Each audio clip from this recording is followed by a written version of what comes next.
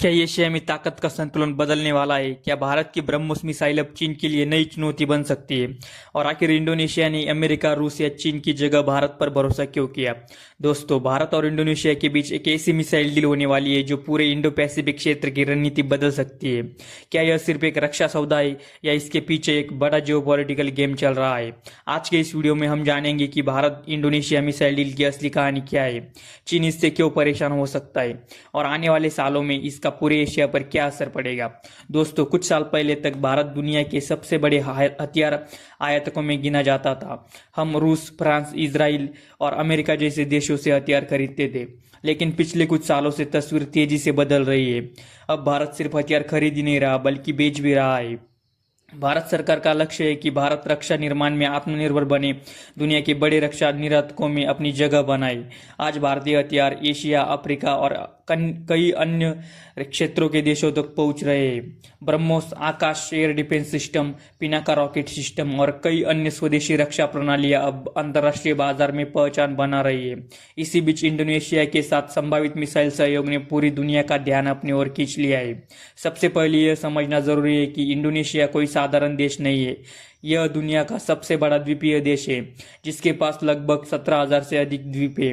और सबसे महत्वपूर्ण बात, दुनिया के सबसे महत्वपूर्ण समुद्री मार्गों में से एक मलक्का स्ट्रेट के आसपास रणनीतिक स्थिति है। हर साल दुनिया के व्यापार का बड़ा हिस्सा इसी क्षेत्र से होकर गुजरता है। यदि इस क्षेत्र में तनाव बढ़ता है तो वैश्विक व्यापार और ऊर्जा आपूर्ति दोनों प्रभावित हो सकते हैं। यही कारण है कि अमेरिका, चीन, भारत, जापान और ऑस्ट्रेलिया जैसे बड़े देश इंडो पैसिफिक क्षेत्र में अपनी मौजूदगी लगातार बढ़ा रहे हैं। ऐसे में इंडोनेशिया भी अपनी सुरक्षा को मजबूत करना चाहता है, खासकर ऐसे समय में जब दक्षिण चीन सागर को लेकर तनाव लगातार बढ़ रहा है। यही से भारत और इंडोनेशिया के रक्षा सहयोग की अहमियत शुरू होती है। अब सवाल यह है कि आखिर ब्रह्मोस मिसाइल में ऐसा क्या है जिसने इंडोनेशिया की दिलचस्पी बढ़ा दी है? ब्रह्मोस दुनिया की सबसे तेज ऑपरेशनल सुपरसोनिक क्रूज मिसाइलों में गिनी जाती है। यह आवाज की गति से लगभग 3 गुना उड़ सकती है, यानी दुश्मन के पास प्रतिक्रिया देने का समय बहुत कम होता है। इसे जमीन, समुद्र और आसमान से भी लॉन्च किया जा सकता है। सबसे खास बात, ब्रह्मोस अपनी अंतिम उड़ान के दौरान दिशा बदल सकती है, जिससे इसे रोकना और भी मुश्किल हो जाता है। यही वजह है कि ब्रह्मोस को सिर्फ एक मिसाइल नहीं बल्कि दुश्मन के युद्धपोतों और महत्वपूर्ण सैन्य ठिकानों के खिलाफ एक शक्तिशाली स्ट्राइक सिस्टम माना जाता है। अब बात करते हैं कि इंडोनेशिया को इसकी जरूरत क्यों है। इंडोनेशिया के सामने सबसे बड़ी चुनौती उसकी लंबी समुद्री सीमा है। हजारों द्वीपों वाले इस देश के लिए हर समुद्री रास्ते की निगरानी करना आसान नहीं है। दूसरी ओर दक्षिण चीन सागर में चीन लगातार अपनी मौजूदगी बढ़ा रहा है। हालांकि इंडोनेशिया सीधे तौर पर किसी बड़े सैन्य संघर्ष का हिस्सा नहीं बनना चाहता, लेकिन वह अपनी समुद्री सुरक्षा को मजबूत करना चाहता है।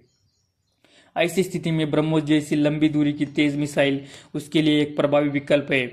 अगर किसी देश को पता हो कि इंडोनेशिया के पास इतनी तेज मिसाइल है तो वह किसी भी सैन्य कार्रवाई से पहले कई बार सोचेगा। यही रणनीति आधुनिक रक्षा नीति में डेटरेंस यानी डर के माध्यम से सुरक्षा कहलाती है। अब सबसे बड़ा सवाल, भारत और इंडोनेशिया की ब्रह्मोस डील से चीन क्यों चिंतित है? इसका जवाब थोड़ा संतुलित तरीके से समझना जरूरी है। भारत और इंडोनेशिया ने आधिकारिक तौर पर किसी तीसरे देश को निशाना बनाने की बात नहीं कही है, लेकिन यदि इंडोनेशिया अपनी समुद्री सुरक्षा को ब्रह्मोस जैसी मिसाइलों से मजबूत करता है तो इसका असर पूरे इंडो पैसिफिक क्षेत्र के रणनीतिक समीकरण पर पड़ेगा। चीन पहले से ही दक्षिण चीन सागर में अपनी सैन्य मौजूदगी बढ़ा रहा है। ऐसे में अगर क्षेत्र के दूसरे देशों की रक्षा क्षमता भी मजबूत होती है तो क्षेत्र में शक्ति संतुलन बदल सकता है। यानी यह कहना सही नहीं होगा कि यह डील केवल भारत और इंडोनेशिया तक सीमित है। इसका प्रभाव पूरे एशिया की सुरक्षा रणनीति पर पड़ सकता है। दोस्तों, अब समझते हैं कि भारत के लिए यह डील क्यों महत्वपूर्ण है। अगर यह ब्रह्मोस डील पूरी होती है तो भारत को इसका फायदा सिर्फ रक्षा क्षेत्र तक सीमित नहीं रहेगा। सबसे पहला फायदा होगा रक्षा निर्यात में बढ़ोतरी। भारत पिछले कुछ वर्षों से मेक इन इंडिया और आत्मनिर्भर भारत के तहत रक्षा उपकरणों का उत्पादन बढ़ा रहा है। जब कोई बड़ा देश भारतीय हथियार खरीदता है तो दुनिया के दूसरे देशों का भरोसा भी बढ़ जाता है। यही कारण है कि फिलीपींस के बाद अब इंडोनेशिया जैसे देश के साथ संभावित सहयोग को बेहद महत्वपूर्ण माना जा रहा है। दूसरा फायदा है रणनीतिक साझेदारी। आज के समय में सिर्फ हथियार बेचना ही काफी नहीं होता, बल्कि लंबे समय तक प्रशिक्षण, रखरखाव और तकनीकी सहयोग भी देना पड़ता है।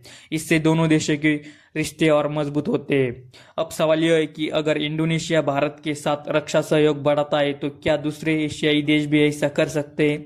इसकी संभावना से इनकार नहीं किया जा सकता, क्योंकि दक्षिण पूर्व एशिया के कई देश अपनी सुरक्षा मजबूत करना चाहते हैं।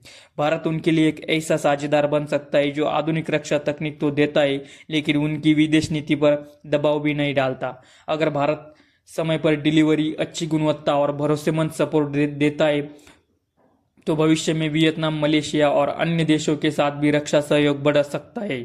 यही वजह है कि रक्षा विशेषज्ञ इस डील को सिर्फ एक व्यापारिक समझौता नहीं बल्कि भारत की बढ़ती वैश्विक भूमिका का संकेत मान रहे हैं। क्या इससे ये सिर्फ एक व्यापारिक समझौता नहीं बल्कि भारत की बढ़ती वैश्विक भूमिका का संकेत मान रहे हैं? क्या इससे एशिया का शक्ति संतुलन बदल रहा है? किसी एक रक्षा समझौते से पूरे क्षेत्र की ताकत नहीं बदल जाती, लेकिन अगर भारत लगातार अपनी रक्षा निर्यात बढ़ाता है, इंडो पैसिफिक देशों के साथ अपने सहयोग मजबूत करता है और आधुनिक हथियारों की विश्वसनीय आपूर्ति करता है, तो आने वाले सालों में उसका प्रभाव निश्चित रूप से बढ़ेगा। यानी यह डील अपने आप में अंतिम बदलाव नहीं है, बल्कि एक बड़े बदलाव की ओर उठाया गया महत्वपूर्ण कदम है। दोस्तों, अब एक कहना गलत नहीं होगा कि भारत की रक्षा नीति का ये नया दौर आने वाला है। एक समय था जब भारत दुनिया से हथियार खरीदने के लिए जाना जाता था, लेकिन आज भारत सिर्फ अपनी सेना को आधुनिक नहीं बना रहा बल्कि दूसरे देशों की सुरक्षा में भी योगदान देने की दिशा में आगे बढ़ रहा है। ब्रह्मोस, आकाश, पिनाका और कई अन्य स्वदेशी रक्षा प्रणालियां अब भारत की नई पहचान बनती जा रही है। अगर आने वाले सालों में भारत इसी गति से रक्षा उत्पादन और निर्यात बढ़ाता रहा तो वैश्विक रक्षा बाजार में एक बड़ी ताकत बन सकता है। तो दोस्तों, भारत और इंडोनेशिया के बीच ब्रह्मोस सहयोग सिर्फ एक हथियारों की डील नहीं है, यह भारत की बढ़ती रक्षा क्षमता, इंडो पैसिफिक में मजबूत होती साझेदारी और बदलती वैश्विक शक्ति का संतुलन का संकेत है। क्या आपको लगता है कि भारत की बढ़ती रक्षा साझेदारी या एशिया में शक्ति संतुलन बदल सकती है? अपनी राय कमेंट करके जरूर बताएं। अगर आपको यह वीडियो पसंद आया हो तो लाइक जरूर करें और ऐसे ही जियोपॉलिटिकल तथा रक्षा से जुड़े गहन विश्लेषण के लिए चैनल को सब्सक्राइब करें। तो मिलते हैं अगली वीडियो में, तब तक के लिए जय हिंद।